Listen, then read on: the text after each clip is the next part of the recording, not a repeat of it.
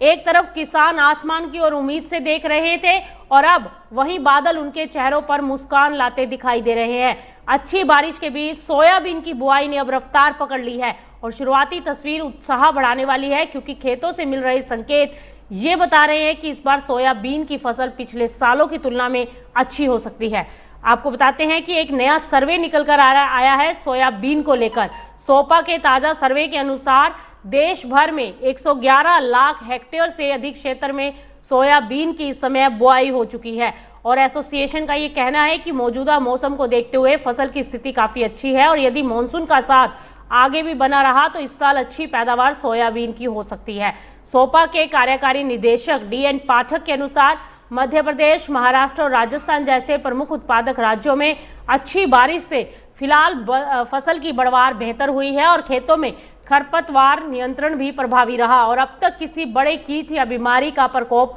Soybean पर नहीं देखा गया, यानी फिलहाल फसल मजबूत स्थिति में दिखाई दे रही है। हालांकि महाराष्ट्र और राजस्थान के कुछ इलाकों में कम या असमान बारिश की वजह से बीजों का अंकुरण जरूर प्रभावित हुआ है और कुछ स्थानों पर दोबारा बुआई की जरूरत भी पड़ी है, लेकिन सोपा का ये कहना है कि इसका असर कुल उत्पादन पर बहुत ज्यादा नहीं होगा। और अगर राज्यों की बात करें तो मध्य प्रदेश में सबसे ज्यादा करीब 51,38,000 हेक्टेयर में सोयाबीन की बुआई हुई और इसके बाद महाराष्ट्र में 52,45,000 हेक्टेयर में, राजस्थान में 8,45,000 और कर्नाटक में 3,56,000 हेक्टेयर, तो गुजरात में 2,48,000 हेक्टेयर और तेलंगाना में 1,36,000 हेक्टेयर क्षेत्र में सोयाबीन की बुआई दर्ज की गई है। और सबसे दिलचस्प बात यह है कि सोपा का अनुमान कुछ राज्यों में अधिक है कृषि मंत्रालय के मुकाबले। इसकी वजह यह है कि कई जिलों से अंतिम आंकड़े अभी आने बाकी हैं। ऐसे में आने वाले दिनों में कुल बुआई का रकबा सोयाबीन का बढ़ता हुआ दिखाई दे सकता है और जिसके चलते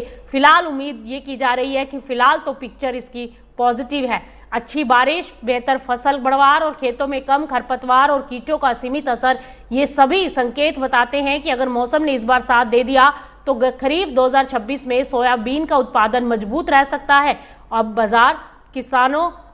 बाजार और किसान दोनों की नजर मॉनसून के अगले चरण पर टिकी है।